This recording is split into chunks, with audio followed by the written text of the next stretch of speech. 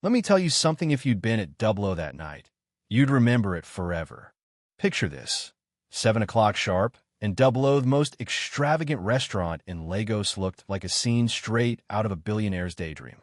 The place sparkled, forks and knives dancing on plates, laughter and clinking glasses filling the air, everyone dressed like royalty, plates stacked high with golden fried rice, spicy jollof, fat pieces of grilled chicken, thick slabs of juicy meat, and wine that probably cost more than my rent for a year.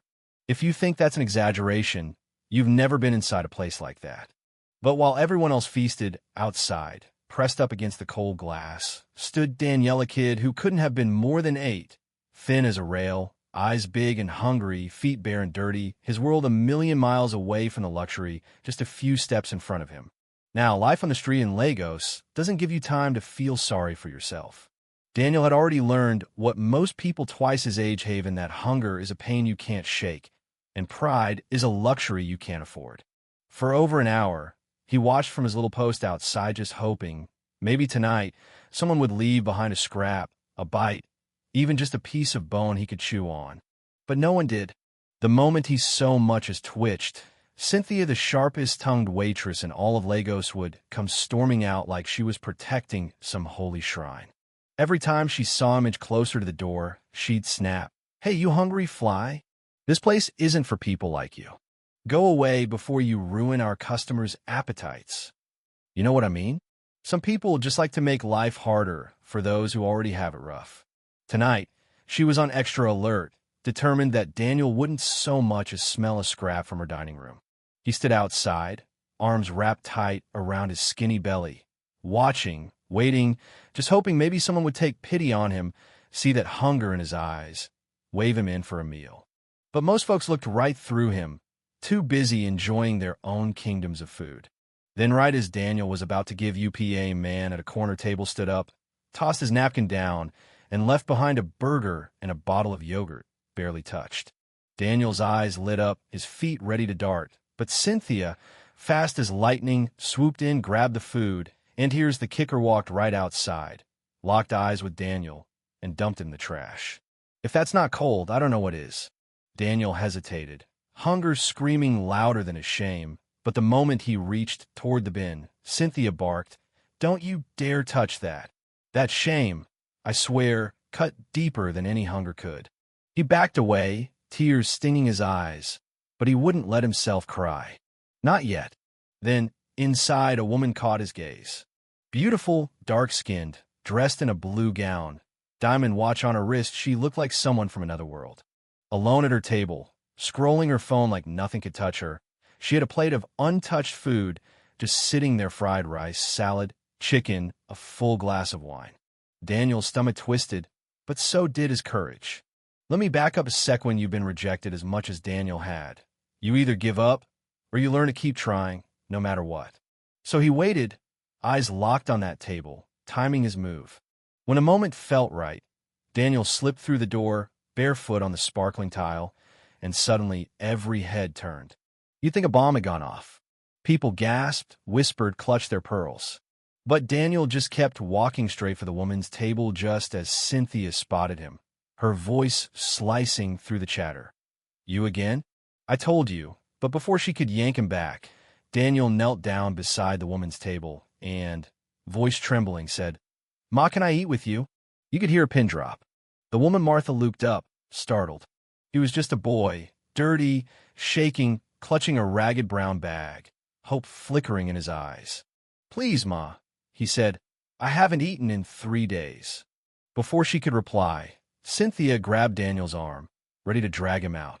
But Martha just lifted a single finger, powerful, silent, and Cynthia froze. "Stop," Martha said, voice calm but sharp as a blade. "Let him be." Right there in that moment, everything changed. Martha saw herself in that boy, hungry, desperate, scraping together whatever she could just to survive. Memories flashed in her eyes, her own childhood on the street, digging through trash for burnt bread to share with her siblings. Cynthia tried to protest, grumbling about germs, about people like him, but Martha just cut her off. "Cool as you please. Bring him another plate. Better than mine. And make it quick." Yeah, that happened. Daniel stared, not daring to believe, until Martha smiled and said, "Come on, Daniel. Sit with me." He hesitated, thinking it was a cruel trick, but Martha gently waved him over. When Cynthia protested again, Martha turned, eyes like steel. "One more word, and I'll make sure you never work in this city again." Cynthia bit her tongue and slunk away, the whole room buzzing with shock. Martha spoke up, loud enough for everyone to hear. "Maybe ask yourselves," she said, "why should a little boy have to beg for scraps outside while we throw away food every night?" Silence swept through Dublino. One had a comeback. Daniel's hand shook as he picked up the spoon, but soon hunger took over and he devoured every bite, tears streaming down his face. Martha watched, remembering every hunger pang she'd ever felt. When Daniel choked, she poured him water, her voice gentle. "Slow down, my dear. There's more than enough for you." Cynthia, now properly humbled, returned with a bottle of orange juice, served it with shaking hands, and slunk away. Martha nodded, but said nothing. Daniel tried to offer her some of the juice. "Don't you want some?" But Martha just smiled. "Today, it's your turn." She leaned back, lost in memories of cold nights and empty bellies. Daniel finished the last bite, whispering, "My mommy used to give me food like this, but now she's in heaven." Martha's heart broke. She knelt beside him, wrapped him in her arms, promised, "From today, you'll never have to beg again." Daniel's eyes went wide. "You mean you're taking me with you?" And Martha nodded, promising new clothes, new shoes, hot rice for breakfast.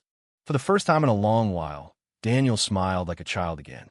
Just then, the manager stormed out, shouting, "Who let this dirty boy in here?" Martha spun around, fierce as a lioness. "He is not dirty. He is not ugly. He is a child, and he has a name, Daniel." You could hear the air suck out of the room. She went on, reminding everyone how easily they wasted food, while kids like Daniel starved. Even Cynthia, standing behind the counter, wiped away tears.